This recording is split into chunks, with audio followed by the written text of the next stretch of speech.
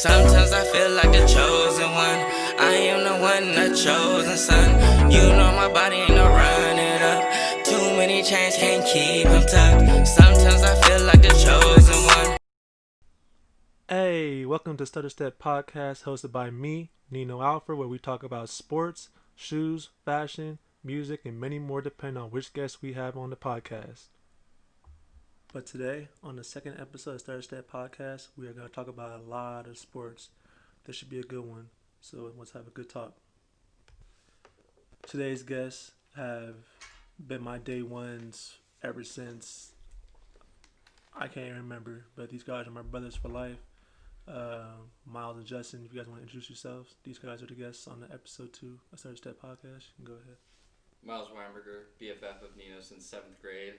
One time dunk champion over him. We'll never forget that night. Crazy, here we go with this. And I'm Justin Cunanan, the other brown guy in our group.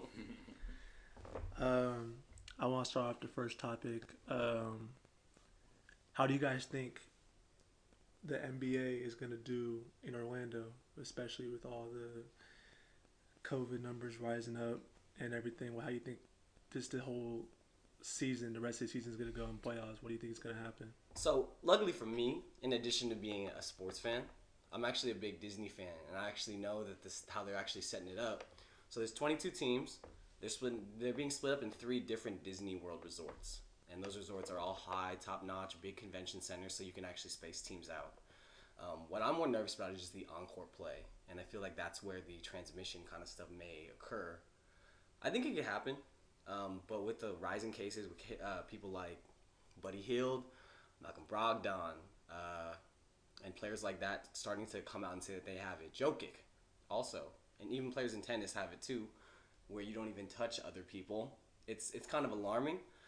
I think there's a lot of legacy on the line. I think that's where things get lost in translation and people have their own agendas at this point versus the actual safety. That's just my opinion. I think the biggest thing they need to take into account is like what's going to happen if someone tests positive. It's easy to prepare everything and have everything set before it's in motion, but say like if 1 or 2 guys on a single team, or like I think they haven't addressed it enough, is if a star player like say like LeBron James or Giannis captures COVID and has to sit out 2 weeks, how are they going to handle that? It's a big concern of mine that I think that the NBA hasn't taken into account. I feel like if one person gets it, there's just going to be this domino effect of whether other players test positive, or it kind of just changes the game for the worse. So what do you do? What do you do at that point? Say a star player gets taken out and the NBA just doesn't let that guy play if everybody else is negative.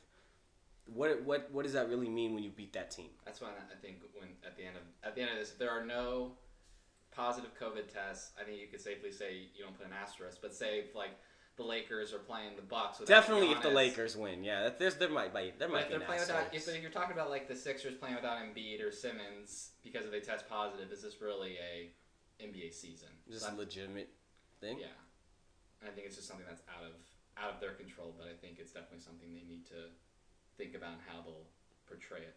I also think that, like teams like the Bucks and Lakers and all the contenders, like the Clippers and everything, it's like, what if that star player, like, I'm not trying to put any voodoo or whatever on someone getting the COVID, but what if LeBron gets the virus and then the Clippers win the championship? Are they going to be like, oh well, LeBron got the virus, he wasn't able to play in the playoffs, so does that championship really count? You didn't face the best player in the conference, or just in the whole entire league, or it's the same thing with Giannis. Is your championship really, like, legacy wise, is it there? Yeah. Because let's say this person got the virus, you didn't play him. It's like, I think that's, but I think too is that your health is more.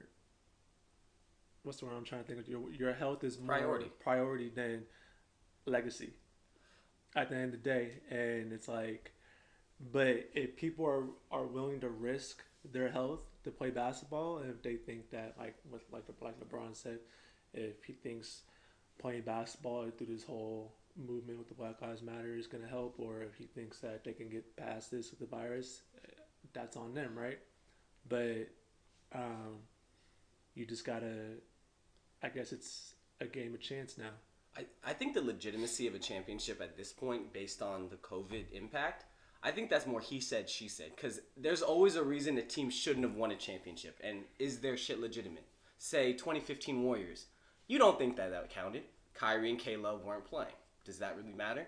2016, the Warriors were full roster. The Cavs were full roster. But with Draymond getting suspended. And if Draymond got suspended, should the Cavs have won? 2017, Kawhi's ankle. 2018, Chris Paul's hamstring. 2019, KD's Achilles. All these things are injuries that took them out of the game. A little more severe when you're kind of putting it in like a bilateral concept too. So that's involved in the game of basketball. COVID's something that's off the court, and most of the time you can't control even when you are like the safest. At the same time, this isn't like there's actually a huge staple in NBA history where there was a virus. Michael Jordan played a flu game, and he was contagious, but they still let him play in Game 6, didn't they? Right. So, I mean, obviously, this is more of a severe flu. This is a pandemic. You can't really put that in night and day with one another. But at the same time, I think the NBA is doing a good part in allowing players to voice their concern and having players like Avery Bradley, Trevor Ariza be like, okay, there are better things I need to do. I need to worry about Bertans. You got to worry about your contract years. You got to, in the words of Marshawn Lynch, take care of your chickens, take care of your mentals, everything like that. That's more of a priority. But at the same time, you look at those players. They're Bertans. They're Trevor Ariza. They're not LeBron James, They're Giannis. role They're not AD. So their impact in sitting out, like Avery Bradley and them, it's not as severe. And you can and the NBA teams are going upon it and taking it upon themselves to do things like get J.R. Smith on a team and stuff like that. So the legitimacy is still up in the air, but I feel like every championship ever has that legitimacy question. Fair enough. And then, do you guys think the NBA handling the whole virus, do you think their whole bubble thing they're doing, limiting on what they're going to be able to do you think that's going to actually help? I think limiting the players is going to help, but they haven't talked about the employees that are going to be working the games that are like at the hotels, because they're saying the players have to stay inside the bubble, but like the Disney employees they can come and go. So it's like, who's going to stop? Who's stopping the bartender at the hotel bar? Who's stopping the maids and stuff like that? That's why I think it's not really gonna last, just because there's too many intangibles that the NBA can't control. They can control the players and the coaching staffs and whatnot. What about the people handing out towels, handing out water, in the locker room, stuff like that? Yeah. So and I agree with that. I just find it funny how they said they're gonna have a whole separate hotline that you can anonymously say that this player's doing this. Like that's crazy. Are you saying that they're allowing a platform for snitching? Yeah. That's kind of funny. That's crazy. I don't know. Well, D-Lo isn't. It's not playing, so we don't really gotta worry about that. D-Lo, I don't really think we gotta worry about it. Do you guys think, the report they said that only 16 out of 302 players tested positive for the virus? Is that too much, or is that a good amount of number, or like that? Is that like? I think that's really broad. I think that's more of a broad spectrum. Like, that was 16 players announced, 4 or 5 days ago? Mm-hmm. 4 or 5 days ago, the United States in itself had, a quarter less than it has today. So to say that it hasn't spread and all that stuff. And that's another question. I feel like, what is the testing protocol going to be? Are you testing between quarters? Are you testing at the end of games, before games, temperature tests? Are you going through the nose with every player? Does someone like LeBron want to get a hose stuck up his nose and down his throat 4 or 5 times a day after each game or after each practice and stuff like that? And is that something you're willing to go through? Obviously, LeBron is going to want to go through that, but other people, I couldn't say the same thing. I just, I feel like, because then wasn't there a report that said they're going to be testing two, three times a week, something like that. I don't know how much they're spread out they're going to be doing that, but I just feel like that's something they can not control, but they'll be able to know. Because how fast can you get the results back? Can you get it right away? Or yeah, I think it's instantaneous. Well, not instantaneous, depends but on what test you're doing. There's one that takes like 2 to 3 days, but there's like the nose one, there's the mouth one, there's blood. So it all depends on and then we haven't really talked about the ring that like can diagnose you Oh yeah, I forgot about 3 that. days Yeah, I prior. forgot about that. So that's always interesting too, is how what they'll do in the situation that's like, because there is such like I don't remember I know it's with the antibodies test, like the reliability is only like 50% or something. There's a lot of false negatives and false positives. So how do we know the reliableness of the ring that the players are going to be wearing as well? Like say if a guy they're like, oh, you're going to test positive in 3 days, but he doesn't, and it's like, do you let that guy play? I don't know. It's stuff they got to take. The tracking thing. There's just too much to. I think that about. ring's more valuable than a championship ring, anyways. Right at this point, I wonder how much that ring costs to the public. But at the end of the day, why is the NBA? I think the NBA is doing this strictly just to make money. It's like, I don't know. If I was a player, like going into this, is it worth it? Because if I do win a champion, like say if LeBron wins a championship, how many people are going to say this is his three? This is 3.5 championships for him instead of 4. Like that's something that is it worth their time? That's just something. I don't know if it's worth it. I mean, you have to think, like, players on, like, let's say the top 3 teams, and you see people like the Raptors and the Bucks and Boston, yeah, they're going to want to risk it for a championship. Mm-hmm. But if you're the 13th seed, you got to win every single game and have 5 other teams lose all their games. Suns, Devin Booker, multi-million-dollar player, probably the franchise player on that roster. Are you coming in and risking that? Well, it's probably it's probably players that are concerned about their legacies. Like LeBron wants to play, but it's like when you have a team like New Orleans that isn't going to make it to the championship or doesn't have that championship aspirations for a couple seasons, it's not worth it to them. Like Portland, they were the one team out of 30 that voted no on an NBA restart. And we're also thinking like past this. So let's say this plays through and so happens. Thinking about players who are going to be free agents next summer. And how that's going to play out. Like, are the Bucks thinking, all right, if we don't play now and we don't get Giannis to this asterisk championship, are we going to have a chance next year? And what's going to happen that year? Because that's his final contract year. And there's already buzz that he wants to leave, and the legitimacy of his legacy in a championship matters to him. Mm-hmm. And let's be real, who wants to stay in Milwaukee? Yeah. that's just me. I mean, the team around him. I mean, that's one of the most. That's the deepest roster I've ever seen. Like, I wouldn't say ever seen, but that roster is deep. So their bench is pretty fat too. I feel like if this is the year they're gonna do it, they have to do it this year. So that's exactly only furthering the point that the Bucks and players like that, Rondo wants another ring on the Lakers, something like that. These guys are willing to risk to them. Let's be honest, these millionaires and people that have access to COVID treatment, COVID tests at the blink of an eye, they're willing to risk an illness, a 2-week illness, to get a ring. That's 2 weeks out of, a 20-year career? They'll do it. That's not in question at all. I know they already had a place to play their games in Florida, but I just feel like it's crazy that they're still going to play in Florida or they should be playing something like in Vegas or something like that. Because Florida, like I said a couple of days ago, I saw a report how they got 9,000 new cases in just that one day. Mm-hmm. So it's like, I feel like that's already a bad sign right there. So it's like, I don't know if it's a smart idea. I don't know if it's to do it in July, maybe wait another month, see what happens. I don't know. But who knows if there's ever a right time to start the season back up. Maybe till the next season, who knows? Or any sport, who knows? But we're just going to have to wait and see what happens on July 30th and how they're going to handle things. But I wanted to go on to the next topic, just probably the juiciest topic this whole episode. Let's talk about each of y'all's top 10 players in the NBA currently. Healthy and everything. You guys want to... So how do you want to do this? Do you want us to go through everyone takes a turn going and seeing what their one is? Can just, let's talk about one person's top 10. And then we'll talk shit about your top 10 while you're telling your top 10. That's totally fine. We can do that too. We can go, you want to go 1 through 10, you want to go 10 through 1? Why don't you go who missed it, and then we can go up, because I want to see.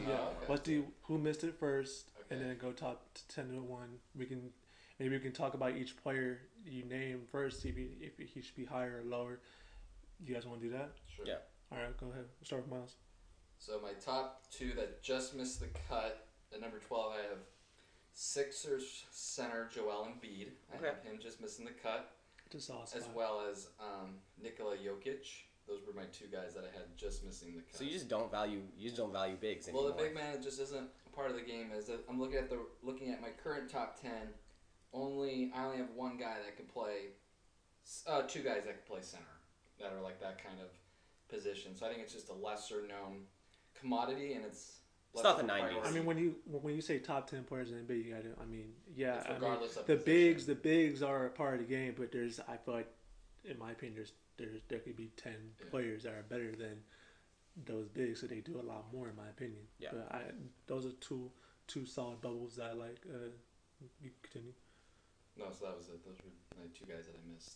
Oh, you guys want to do the first? No, go ahead. Finish your Okay. list. So number 10, I got Oakland's own Damian Lillard. Okay, fair. I had him in front of guys like Russell Westbrook just because.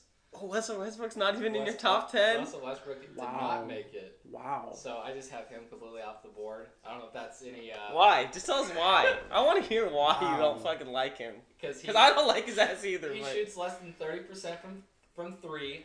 He just dribbles and like runs to the basket. I don't like the way he plays basketball. See, this is my thing. Oh, no, 'Cause- doesn't James Harden dribble? That's what I was gonna say. Well, if you let me get to number 9, I have James Harden. You have him James at Harden 9? That was hard for me He has- to keep him in the top 10. You know he won MVP in the Wow. last Even though I live in Houston and I 2 go years to ago. Rockets games, I fucking cannot stand James Harden or Russell Westbrook. But Wow. if a guy wins an MVP, I guess I got to put him on the list. But I don't consider dribbling around, getting fouls, going to the free throw line, throwing your head back. That's not basketball. I told y'all this is gonna be the best topic, guys. You're I stupid. told y'all this is. Ooh, wow. Okay, so Harden, super questionable 9. Go ahead. Very Okay. questionable.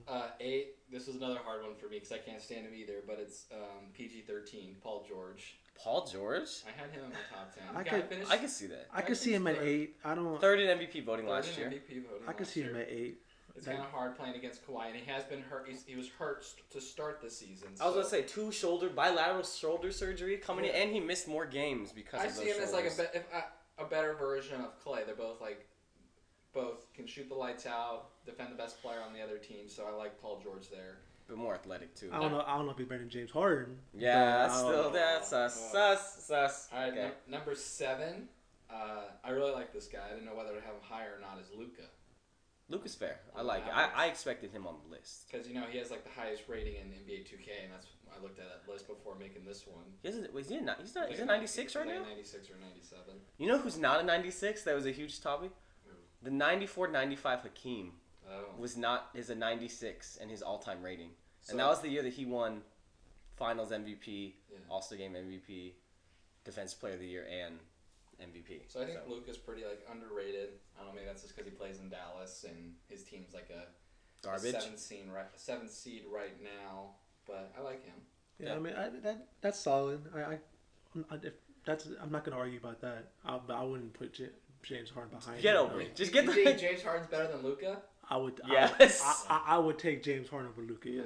Okay. I think Luka's a better team player. I think James Harden's a better individual. But this is all opinion. We're just But then I feel like these next 6 we're all gonna have, and it's just gonna be a mix of them. So number 6 pains me to say this is Anthony Davis. AD. So I have him there at number 6. I don't think anybody can argue having any of these guys in like their top 5. 5, NBA Finals MVP Kawhi Leonard. I have him there sitting at top 5. Again, kind of on and off injury to start the year, but pretty solid guy.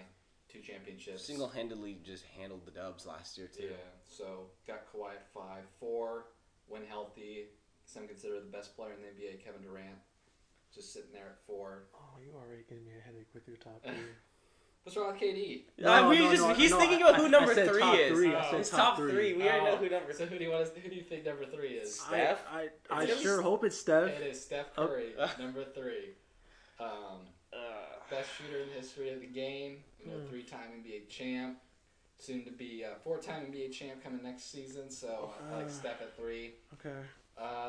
Number 2, LeBron James. What's that a little louder? Good. LeBron James. And, All right.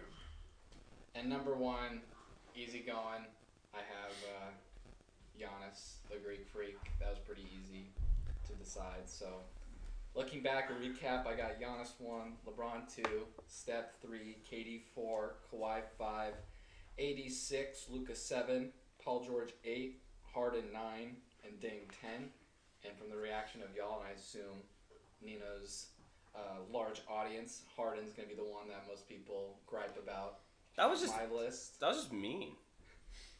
I mean, I can't argue Giannis being number one. I mean, the dude's an animal. So I mean, I feel like Giannis and LeBron are gonna be top 2 in both of ours. I don't know what Justin's gonna be, but we'll see. Yeah, I mean that was pretty fair. Besides James Harden and I mean for me Curry, but I'm not gonna go down that route. You want to go to yours, Justin? All right, my just miss it's very similar to Miles, Embiid. I think he's a great center, but again a dying breed center. This isn't the 90s. This isn't where players like Ewing, Robinson, Hakeem, Shaq are running rampant and dominating the league. So he's out. And my first miss is the 2017 MVP, Russell Westbrook. He's not my top 10. Again, I do argue the usage rating with him. At the same time, I think the attitude problem with me is something. It's just, but at the same time, you can make the same argument with me being a Warriors fan. You say the same thing about Draymond. Like that's an edge you bring as a player. He just whines all the I feel like but you also have to. Have you heard about his like backstory about like his best friend, the one who died, and why he has like a chip on his shoulder and something to prove, stuff like that. I feel like Westbrook, especially this season, that's a fair borderline top 10. He was top 10 last year though. Yeah, he was definitely top 10 last year. I mean, he was probably top 5, top 6 for me. If you think about his career wise, like he was always out the top 10 when he was playing second fiddle to anybody. So he was second fiddle to KD up until the 2016 season. Yeah. And then he hopped straight into the MVP conversation. And then the same thing had been occurring until he finally joined James Harden. Is he one of those guys that's just he puts up good numbers, but he's never gonna have a team win a championship? Because like if you think about it, the year he won MVP, he averaged a triple double. They were the 6th seed though. Who was his next best player? But I mean, Steven Adams. You gotta realize this, that did he really have the right supporting cast? I mean, he had a Victor Oladipo. I don't think Victor Oladipo was the Victor Oladipo that he is now.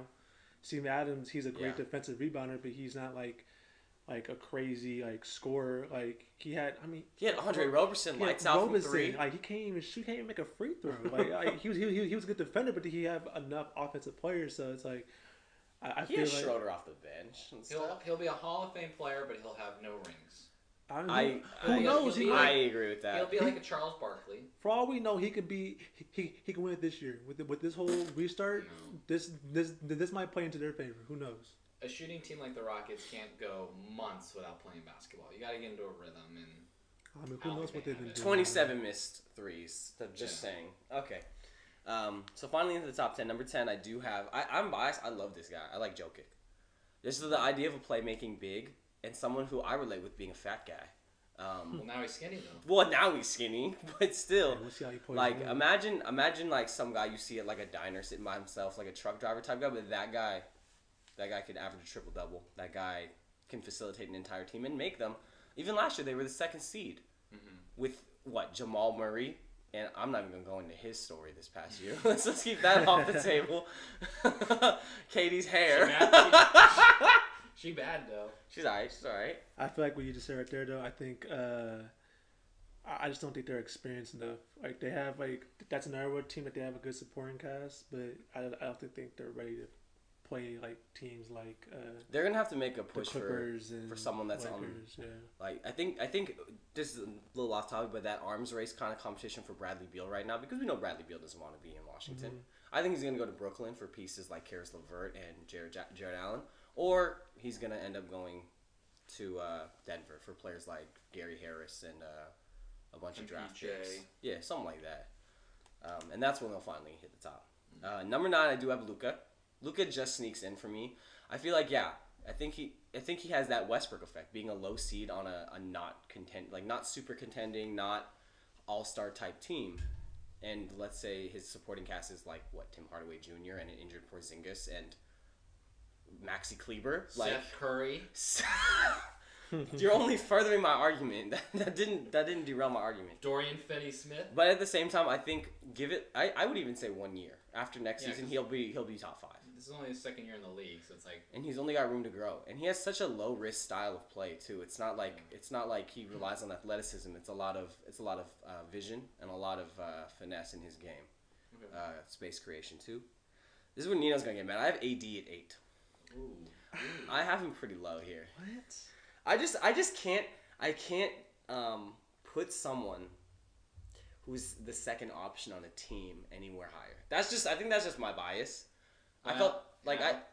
I felt the same way when like KD and Curry were playing. Obviously there was one better player, and Curry was top 5, and when KD was with him, Curry was pretty good still, but he wasn't top 5 anymore. Come last year, maybe AD was top 5, but now he's skidded down. Even if he's putting up the right numbers, he's I think if I agree with AD being at 8. I just thought of him on like the Pelicans. Like he could not win a game. And he's against sacrificing the Warriors. that. So it's like so like guys like LeBron carried that Cavs team literally by himself. AD had good support around him. He had like a Drew Holiday. And it's like, could he have won at least 2 games against the Warriors? I like how you said good supporting guys, and all you mentioned was Drew Holiday. Drew Holiday's a stud, former No, All-Star. I'm not saying have anybody. No. I'm not saying he wasn't a stud. I'm saying you just said Drew Holiday. I don't think there was You no one know else on who that team. the number one shooter on that better, team? Drew Holiday on the Pelicans is the second best option, or name another guy on the Cavs when LeBron had to play against the Spurs. But it's not like Eric Snow. I'm not talking about that. No, that team was I'm just saying. trash. My respect for AD. Like he's a great player, but when he has to go But against a LeBron, team like the Warriors, but AD's not LeBron. Though. That's what I was gonna say. okay. And at the same time, you can have a second great player and then have no depth and no other. Their third option was Quincy Pondexter at small forward that season. Right. So we don't even have to go any further than Quincy Pondexter to understand how shitty that team What about was. Omar Asik, Does he even play anymore? former Bulls center? He was just cat filling Anyway, at that point. I guess I just see whenever the Warriors play AD, like Draymond just locks him up and he doesn't really do much. But with being on the Lakers, that's going to open up a lot more opportunities I think for him. it's because their play style is like Showtime Lakers. It's not like, all right, wait for AD to come down the court, post up, and then let's give him the ball. It's let's run and gun, get your ass down the court, and do some lob type shit. And I feel like that's something he's sacrificing in his game because his game is more one-on-one physique like type shit. But now he's playing a different way, and I guess that in a way is taking away from his stats. It doesn't take away from his player, but that's why I have him lower. Okay. 7, I have Dame Dollar. Oh, okay. I mean, I feel like that top 5 like point guard conversation. I feel like Dame's always been on the periphery of like 3-4, and I feel like he's always been battling Russell Westbrook for that second spot. But after he sent OKC home last year, I feel like that's not a conversation to have anymore. Russell, Dame Dollar's the second best point guard in the league. He was first team All-NBA last year, so that's like, I think he's being recognized more and more. It's just hard when you play in a city like Portland that's a pretty small market. You don't really get the same respect. But if Dame played in LA or Boston or another big market, I think he'd be talked about more. And you talk like about a Russell Westbrook, like a Steph supporting Curry. cast again with him. Yeah, it's McCollum And even last year they did get swept, but they also didn't have Nurkic. Nurkic was out for that too, with half a leg. Like, so again, Dame could be higher. I could see him going higher, but he's at the peak of his career right now. 6, I have the former MVP James Harden. I couldn't put him any lower than 6. I feel like there's been a lot of conversation of putting James Harden in the top 5 over even Curry at points in time, just solely because of just his like total gameplay. Like we like argue that Russell Westbrook is only averaging 25 points on like a 70% usage, where he touches the ball 70% of every play. But then you see Harden doing the same shit, and he's averaging 36, 37 points a game. You see a difference in talent, and like just. I think it's a volume thing too. Like, yeah, Harden puts up these big numbers, but he also shoots the ball at an insane rate. Like, I saw a stat, like, Harden could make his next, like, 500 three-pointers in a row, and he'd still have a lesser three-point percentage than Curry. So I just, like, statistically, I don't like Harden for that reason. It's just his usage is just not there. I see. But, again, he could also rebound. He's also his step back is kind of revolutionizing how players create space, too. And what is a travel anymore? What's a gather step? Right. Where does your first step occur and when does it end? Like, kind of stuff like that. So that's why he's just outside the top 6. I respect him as a player, and I feel like Miles. I was actually surprised Miles didn't even put him a lot higher, because he did have that jersey retired at that one strip club in Houston. So that's something that I have some respect. That's some legend shit. Well, no, the actual strip club is called Legends. Oh, exactly. That only furthers. And then here's my top 5. And I feel like these are pretty interchangeable. I have Kawhi at number 5. Again, I feel like only recently it's become apparent that he has some injury problems. I'm surprised it hasn't been like a dislocated finger with the size of his hands, and it's always been something like his knee or something like that. So Kawhi's there, 2-time Defensive Player of the Year back-to-back, always in the conversation for that, and very composed, nonverbal leader, and I like that about him. 4, I have the greatest shooter of all time, Steph Curry. I wanted to put him higher. It just there was this huge boom of shooter like esque basketball change when he won his first MVP, and I feel like now that he's forced people who are say big men having to actually play like along the 3-point line and they actually have to shoot now and shit. That's kind of become normalized and it's not a huge thing anymore. And now this is why he's outside the top 4. The next 3 are what I think the most dominant style of players, and that's the combo forward, where you can switch between the 3 and the 4, or you can handle the ball up top. And that's where I have 3, and that's I'm sorry, but I have Giannis at 3. Wow. I have Giannis at 3. I understand he's the MVP. At the same time, the East is weak as fuck, so I don't really care that he's the first seed in the East. I understand that, okay? He's a freak. He's a freak. He can't fucking shoot, okay? And that ties back to what I was talking about Curry. It's a normalized thing to be able to shoot threes now. If you're the best player on a team, you need to be able to at least shoot. Joel Embiid knows how to shoot threes. Karl Anthony Towns knows how to shoot threes. Devin Booker is shooting threes. Everybody shoots threes. But isn't that pretty crazy that the guy that won MVP cannot shoot the basketball? Just imagine if he becomes a guy that can actually shoot a 15-foot jumper or whatever, or even step out to 3. Then he'll become unstoppable. He'll pop up. He'll be one. He'll be one for me. Once he like it's you got to think about how often when Giannis makes a 3. It's almost on SportsCenter as often as when Ben Simmons made 1 3. That's how often Giannis is making threes is making news. So once he completes his game in that aspect, I don't think it'll be questionable that he'll be number 1.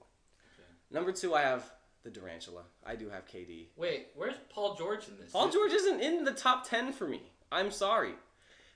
What? Okay, That's fair. That's fair. He has 2 bulky shoulders that he has to deal with all the scar tissue dealing, and he also has a hamstring injury. He's been hindered the entire season by a hamstring injury. If you think about all the games they played, they played like 37, 40 games maybe before the season was canceled? He played like 17 or 20 of them.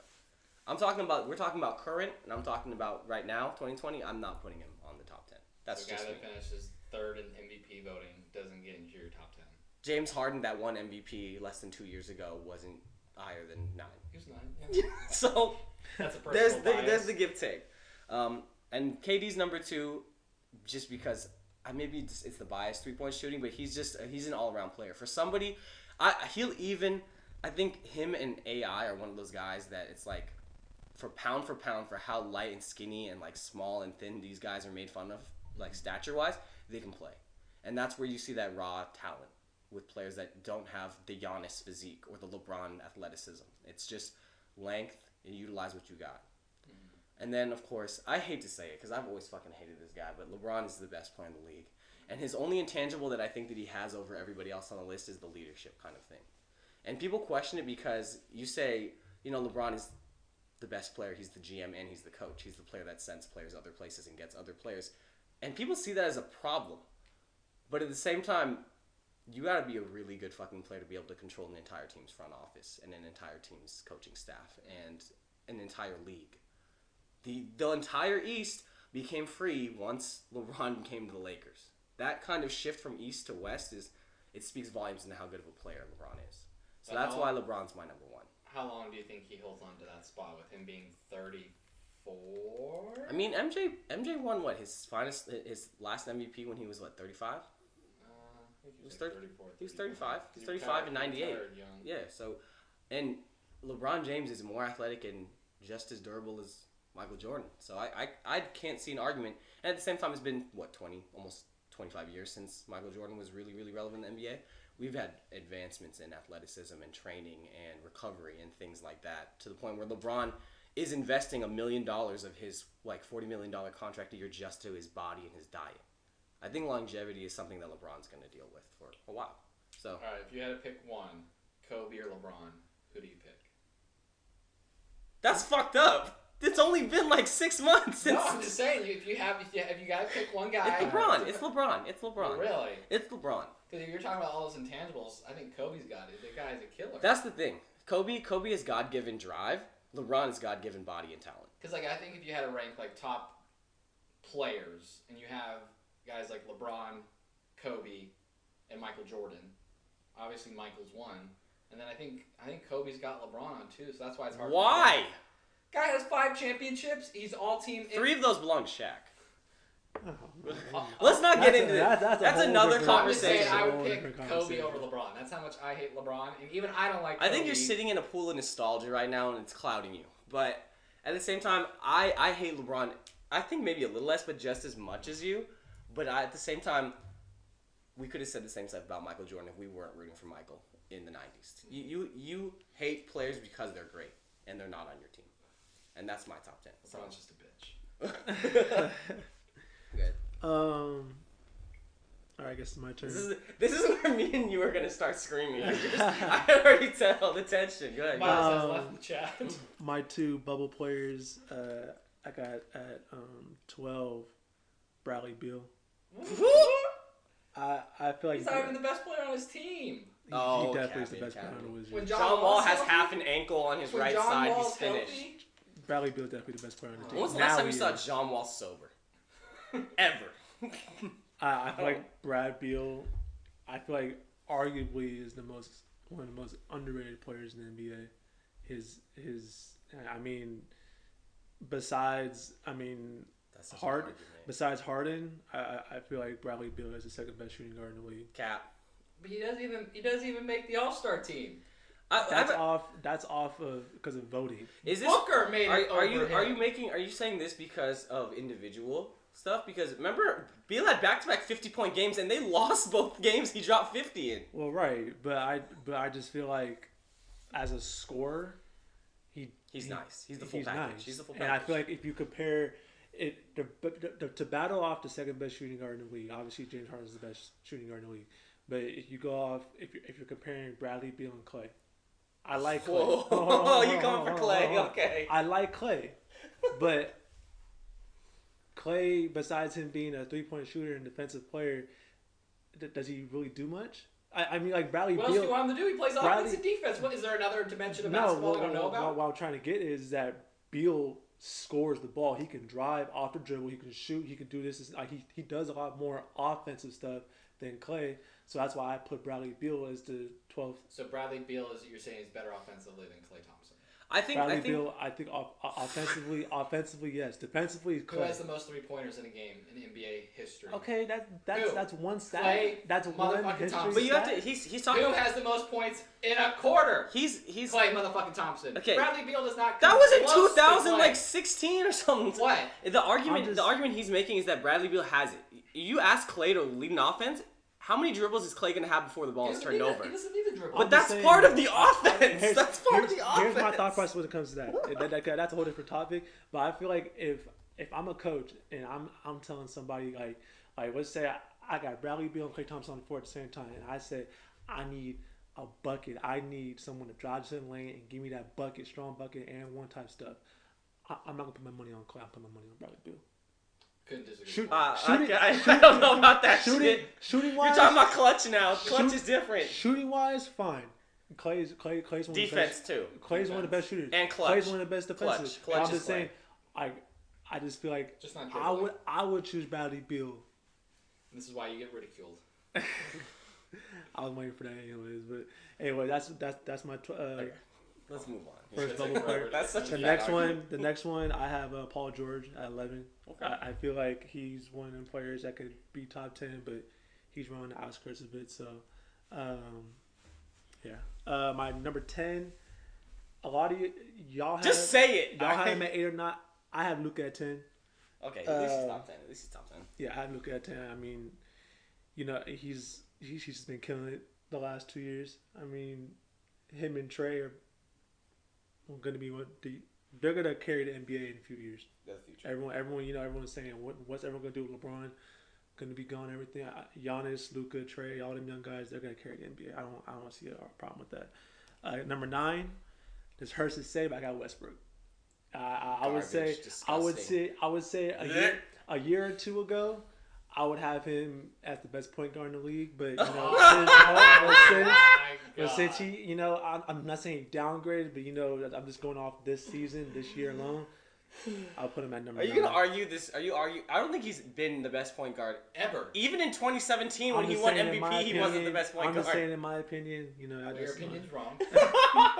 Number 8. Okay. I can't remember who said this, but it was a good point. I have Dame at 8, just because, like you said, or someone else said, when he hit that game winner last season, I think that was cemented him being the second best point guard in the NBA, and that's fair. Second behind who? Next. At 7, I have Curry. Oh my god, that's so low. Lyles is walking out. That's dumb low. That's stupid low. Why? Why isn't he higher? Because I feel like the next 6 players, in my opinion, are better. In what aspect? And what do you mean by that?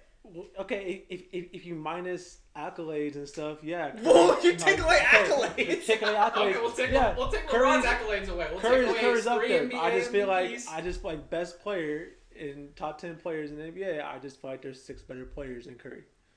I'm not knocking Curry. Curry is the best shooter of all time. No one's knocking that. I'm just saying. Reggie Miller doesn't think that. Right Ray now, Allen doesn't think that. I'm just saying right now. I have him at 7. 6, I have Harden. Better than Curry. Yes, I feel like Harden can easily be a top 5, but I feel like he's top 5 this season. No. But if we're going off everyone being healthy, this is my next one. I got KD at 5. I have KD at 5.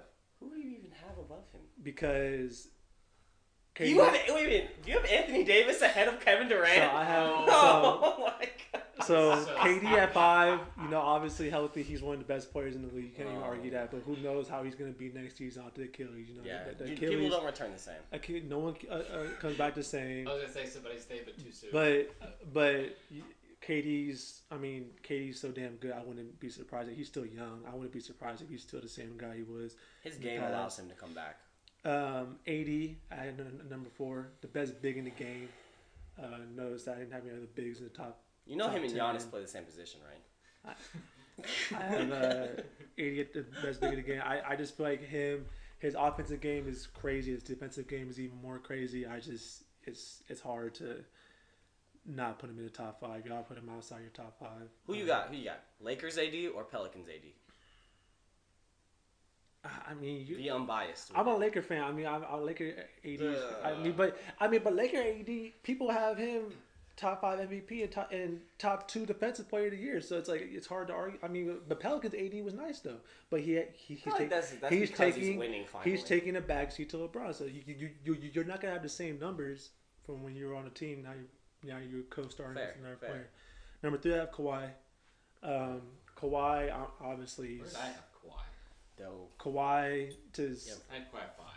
He, after the whole trade thing, he just proved that he could be one of the top players in the game. He carried Toronto last season. He really did. To the championship, and he's, in my opinion, the best defender in the league. Fucking hands are huge, but yeah. Top 2. Wait. Whose hands would you rather have, him or Rondo? Kawhi's. Ooh. At least Kawhi can make his free throws, not make an excuse. Okay, that's fair. That's fair. Giannis I have it 2.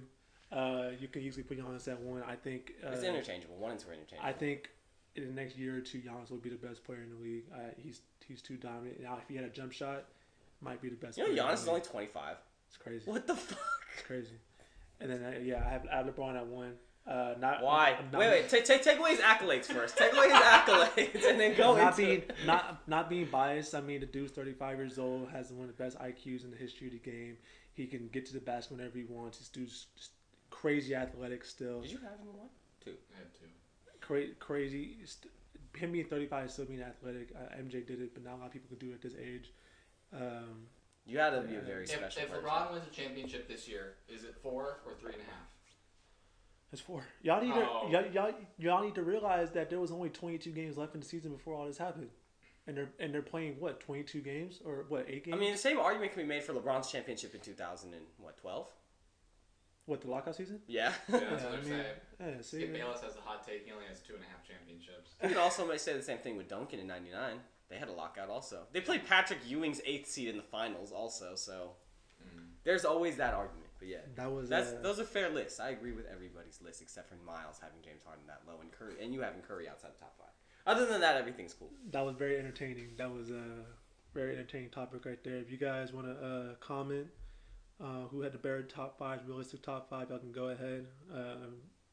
Type your top 10, and I'll be looking at them. Should we recap it? No, We're done with that. I want to hear your garbage list again. I think everyone knows. This is everyone's highlights. They already know who they're gonna pick. Yeah, that was pretty thorough. entertaining. Yeah, it's booby. This could be a brief one. I know you guys don't know a lot about these players. Not every single player. We can go mention it. The NBA lottery in the draft. Oh, I what feel do like you- outside the top 5, it sucks. I can agree with that.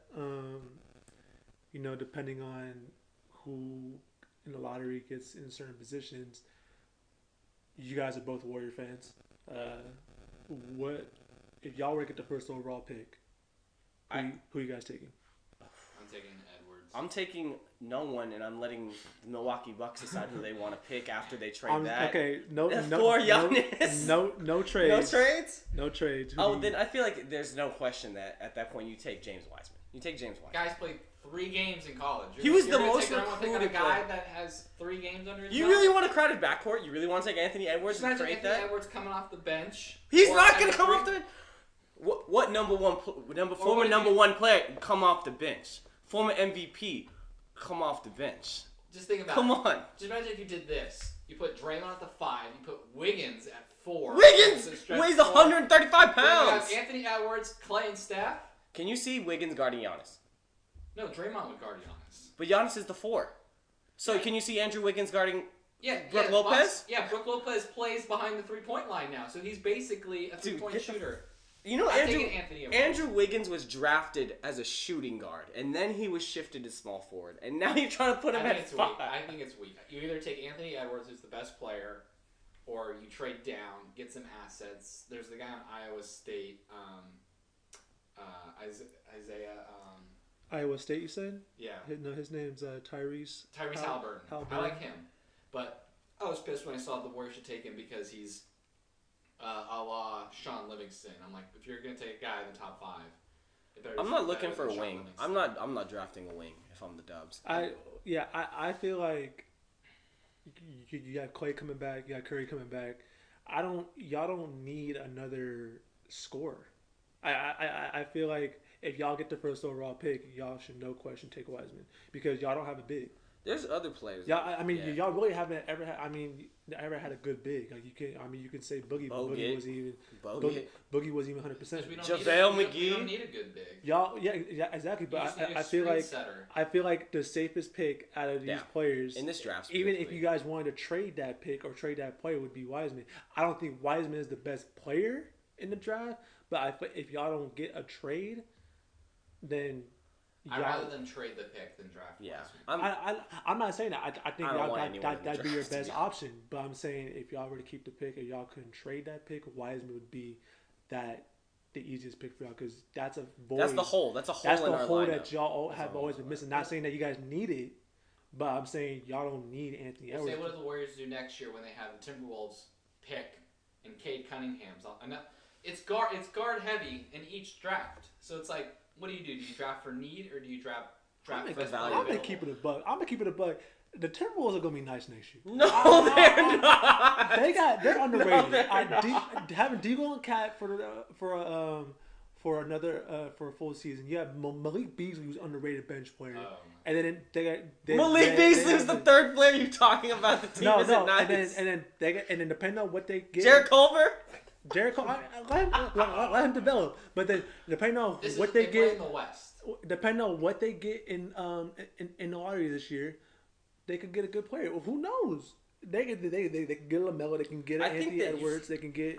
They can. Who knows? I see the Timberwolves and I see the mentally weakest team ever. Yeah. They're so mentally weak. Cat is weak Cat as and fuck in D'Lo, his yeah. brain, and D'Lo is drama squad. So Yeah. I can't see that team doing more than in sixth, seventh, I eighth could see seed. them putting up 120 points a night, but also giving up 130 points a night. Yeah. They don't play defense. No. And especially in the West, who are they going to overcome? Yeah, I'm actually not worried about. As everybody that I feel like the last like 3-4 years, if you have the best odds to win the first pick, you don't get it. Last year was like the Knicks should have had first. They fell to the third. I feel like that's a hodgepodge of opportunity there for whoever wins it. At the same time, you could have a something that happens in 2010 where the Cleveland Cavaliers with 1% chance get end up with Kyrie Irving. I think the best case is if the Warriors have like the second or third pick, and then they just pick whoever's left over. So if Wiseman and Anthony Edwards are gone, you either trade down. Yeah, that's what they say. Kind of, there's less pressure on. Do you guys like Obi Toppin? I mean, he was nice. I mean, obviously he was player of the year, but do you guys think he's an actual player in the NBA? When you're bringing a rookie into a team where all your all-stars are 30 and older, you bring in someone who's as mature as Obi Toppin, he'll fit in really a lot better than I feel like he would else. fit for y'all because, like I said, yeah, he's a big. He doesn't need to be crazy hyped right now. He can just develop, and if he helps y'all, he helps y'all. He doesn't need to be a scorer. I'm just worried about any big we draft having to be basically like have to deal with Draymond. Like I just want a guy that's gonna. Obi Toppin's 22. I want a guy that's going to come in at like 19 or 20. That when like Curry and Clay and Draymond are approaching like 34, 35, they can pass the torch on to this next guy. And that's why I like a guy like Anthony Edwards. I think James Wiseman at his ceiling is a DeAndre Jordan. Damn, that's fucked up. But it's true. Like he's a defensive guy. He's going to get rebounds. He's going to dunk. Yeah. This just came out the top of my head. I just forgot about this player. I feel like that would be a good fit for y'all. If y'all don't get in the top 3, which obviously the prize would be guaranteed top 5. Talking about a kid from USC. Yeah. I feel like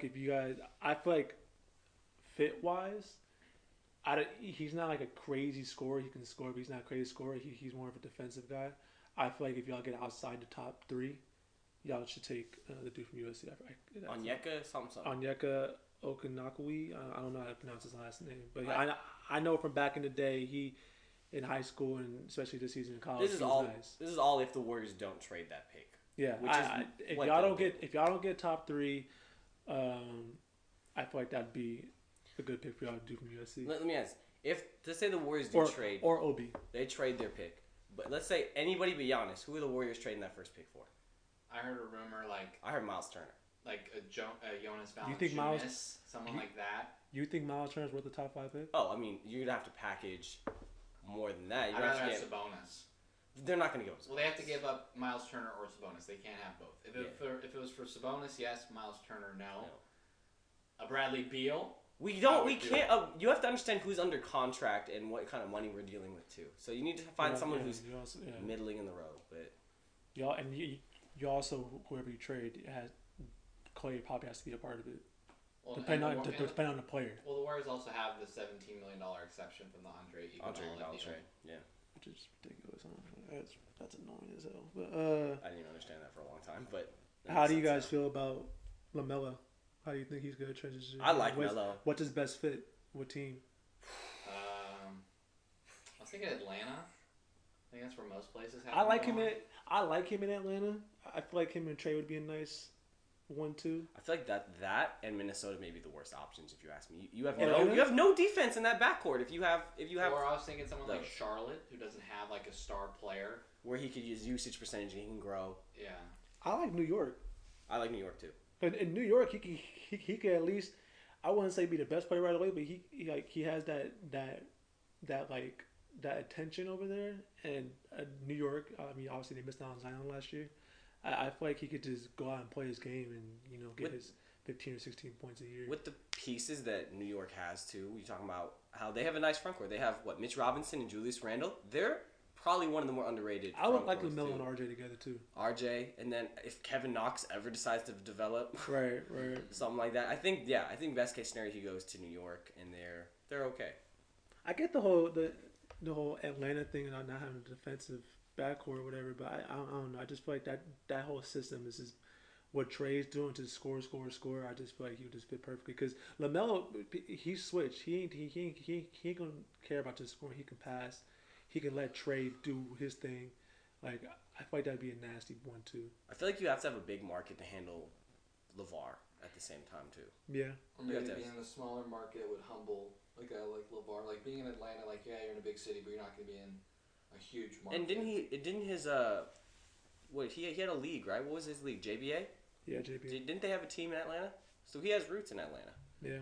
So I mean, it's not you want somewhere like someone who's like let's be real, he's an adulterated player. He's had to grow up since age 15 being in the spotlight. You need maturity and you need familiarity around someone like that. Mm-hmm. Think someone like a Steve Francis, who didn't have any of that and went second overall, and what the fuck happened? Nothing. All that talent didn't do very much. So his best case scenario, I agree with you, New York or somewhere that's familiar for him. How do you guys feel about RJ Hampton? He got hurt too. I don't know Yeah. too much about him. Poor guy. He's in Australia, right? He was playing in Australia. Yeah. I don't know. He's not the. I feel like players, like, you know how there's that exemption. It's either it's mandatory to play 1 year in college or you go overseas. I don't remember another player that did the 1 year thing. You had Emmanuel Mudiay that kind of paved the road for that, and he fucking didn't do anything. Yeah. You had other players that do. I mean, RJ was in Canada, but he also ended up playing for Duke. So I don't know if players going elsewhere, unless you have pure talent like, say, LaMelo, to go overseas, play against big-ass dudes, and then come back and... Like, you have to understand, like, playing in the EuroLeague or the Australian League, it's not the same talent.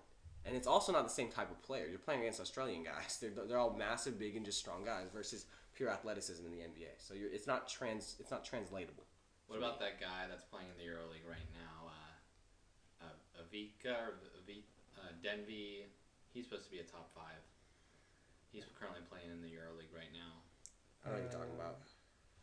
You know Denvi Avdija. Yeah. Oh, him. He's Israeli. He's Israeli. Israeli dude. I don't know much about him. I heard of his name. I just don't know. Exactly. So that's the thing. You think about last year's draft to this draft. You outside the top 5, how many names are you gonna be able to name? Yeah. That's not. Y'all like Cole Anthony? No. He's I don't know. His injuries are questionable, but his play style is. I don't even know I think who. he should have stayed another year at Carolina, but also next year's draft's also stacked. So it might be better for him to leave. Yeah, you got other better point guards like Jalen Suggs, who goes to a nice school like Gonzaga. So. Shut the hell up. Shut the fuck up. Stupid. Let's switch up to sports. Let's go into baseball. How do you guys think baseball is gonna do? This is more Miles' topic, but how do you think baseball is gonna do? I think at least they have a better plan. What's nice about baseball is they're starting scratch. They're not trying to figure it out middle way through the season. Yeah.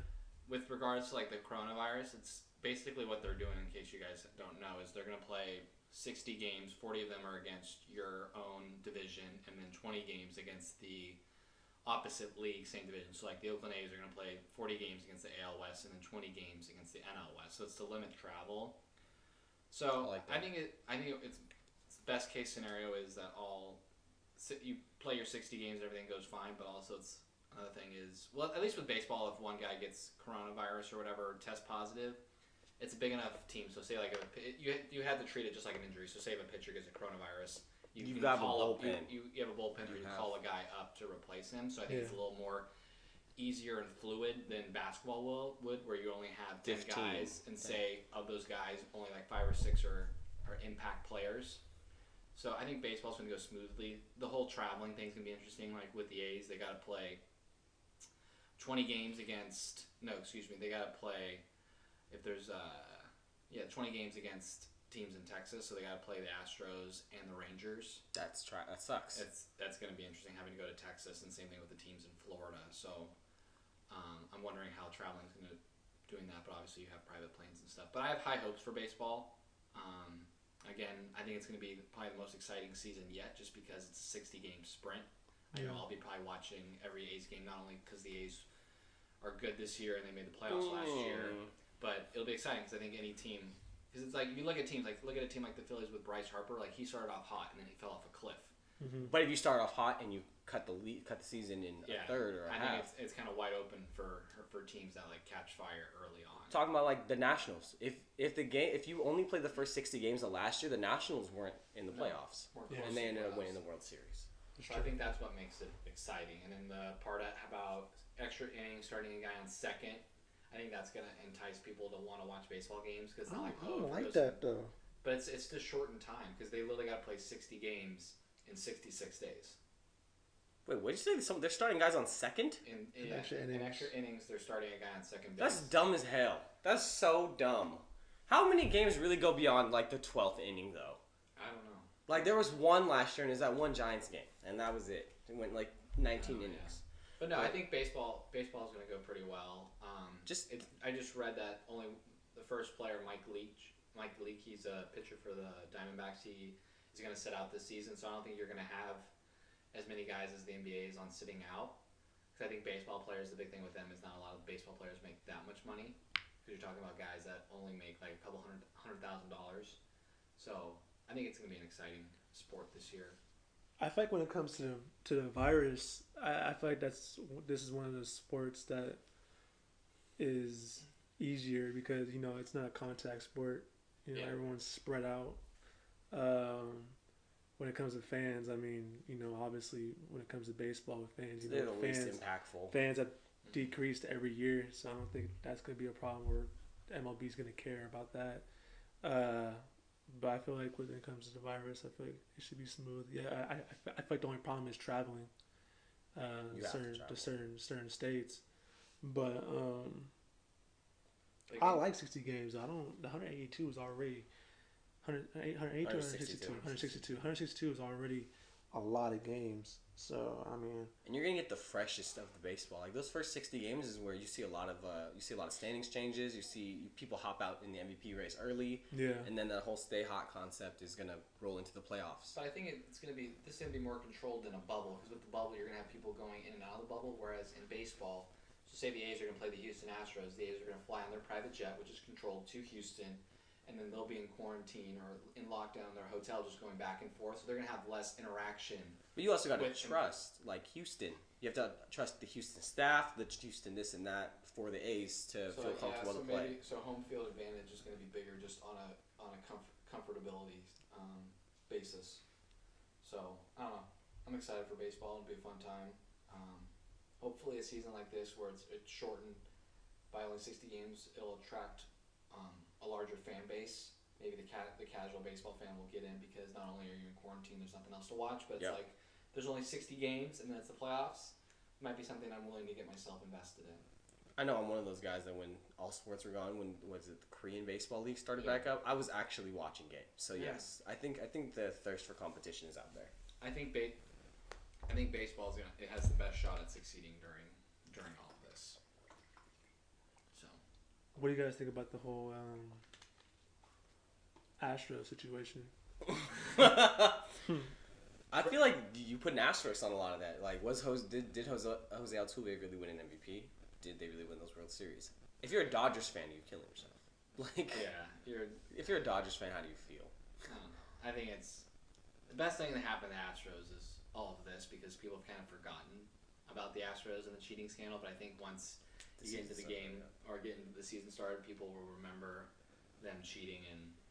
I don't know. I think there's just so much that's happened that they've kind of been able to sweep it under the rug. Let's say under the radar, kind of. Which is best for the Astros, but at the end of the day, they cheated. They won a World Series, made it to 2 World Series during that time, and it was blatant cheating. Yeah, they faced the penalties, but it's also like none of the players. They get to keep everything. Yeah. They keep the championship. They keep their MVP. The GM lost his job. The manager lost his job, but they're the ones that are orchestrating it. But the players are the ones that are like doing it and going through with it. Like the A's had a player. The A's, his name is Tony Kemp. He was on the Astros and he elected not to be a part of the cheating scandal. So players have a choice, and I think the Astros players got off too easily. And that's where it gets muddied. It's like, do you take the Astros as an entirety? Like, do you blame everybody, or do you remember? All right, who wasn't a part of it? I think you blame the selected guys. Do you? Yeah, I think so. I know you all have a choice. It's like performance enhancing drugs. Like there in the late '90s, if you watch the documentary about McGuire and says, yeah, most guys were taking them, but there's also a lot of guys not taking them. But you all have a choice, and I think the Astros players had a choice. But at the same time, using that dichotomy between the juicing and this cheating scandal, there were a lot of players who were taking it and were not good. Yeah. Like for example, you have the headlines. You have Clemens, you have Bonds, you have Sosa, you have McGuire, but then you also have guys like Palmeiro. Was Palmeiro really a household name? He was juicing, no. And the same thing. There's players like Altuve, Bregman, like players who obviously who were more than just ankle deep in the cheating. But at the same time, you understand, like you said, because the certain players and certain managers had a choice, they knew. Yeah. It's almost like watching crime happen and not doing anything about it. You're a part of that. But also, if you're a whistleblower on the Astros team, then you'll probably never play another game for that team. And Oh, who cares? There's 29 other teams. I mean, you still gotta hit the ball. I mean, just because you know what pitch is coming, you don't know if you hit the ball or not. So I mean, if you knew if the curveball was coming, you just sit on it and you smack the shit out of it. That's 20 miles That's the hardest slower. part of the game is knowing what's coming and adjusting to it. If you know what pitch is coming, you just sit on it. And if you're already one of the greatest baseball players in the world, if you're in Major League Baseball, and if they're telling you what pitch is coming, that's as good as juicing. I feel like baseball has always been like the most cheating sport. You have like even going back to like the Black Sox in like 1908 or whatever the fuck year was that, and stuff that even this wasn't even the first case. Like remember when Joe Mauer was on second and he was doing the finger in the ear hole for the curveball thing? Well, that's not. I don't know. That's not cheating. That's just stealing signs. That's what they were doing, but with TVs, dog. No, they were. He wasn't doing it with TVs. That was just. He was doing it with his eyes. Okay, fine. I know what your next question is gonna be, so go ahead and ask. Is who's getting hit first and how many of them? no, what's funny about that? I saw. What was it? I saw on Instagram that Barstool how they had like a odds of who's gonna get hit first. Bregman easily because he had that stupid apology where it was like a half-ass apology and just kind of basically tell everyone to get over it. Yeah, he and Correa. But didn't Altuve say something? No, it was Correa. I thought Altuve because he was saying something and then he won MVP and all that too. We have to understand that Altuve's 5 short. It's gonna be harder hitting him than Bregman. Yeah. And I think Bregman or Correa, those are the top 2 guys. For me, I think who's leading off, I think the first pitch of the MLB season with the Astros, the guy's getting hit. But do you think it happens all season or it's just the first couple games? I think it'll be the Houston Astros do have to play the Dodgers a lot. How many times? Only 4 or 5 times. Four times. Yeah, 4 or 5 times. So that'll be interesting. I think the matchup plays in on that. Yeah, but they won't have to play the Yankees, who they cheated against, and I don't know. I think there's bigger problems now with what's going on in the world than the Astros cheating, but I think it's something that will always be in the back of players' heads. And I think again it starts hot. I think a lot of players are going to be hit. I think there's going to be a lot of dirty play early on, and I think it's going to taper off as the season goes on. Yeah, but it's like I think there'd be more of an emphasis on hitting Astros players when you know there's 162 games to play, but it's also with 60 games. It's like, do you have time to waste putting an extra guy on first? If I was the Astros and like, no, you're gonna hit me, I'm gonna get on base. I have a better chance. Of winning than just put an extra arm guard on, like for your elbow. You're cool. Yeah, so I think with the shortened season, I think there will be less of an emphasis on putting guys on base. Exactly. So you got to think about, I got you, but you also have someone in scoring position in extra innings. Exactly. What the fuck? I think we can end it right there. Right. You guys have any last words you guys want to say? I'm good. Nino's list was trash, but we could say the same thing about yours too. All right, that ends the second episode of Stutter Step Podcast. Stay tuned for episode 3, and thank you for watching. Peace.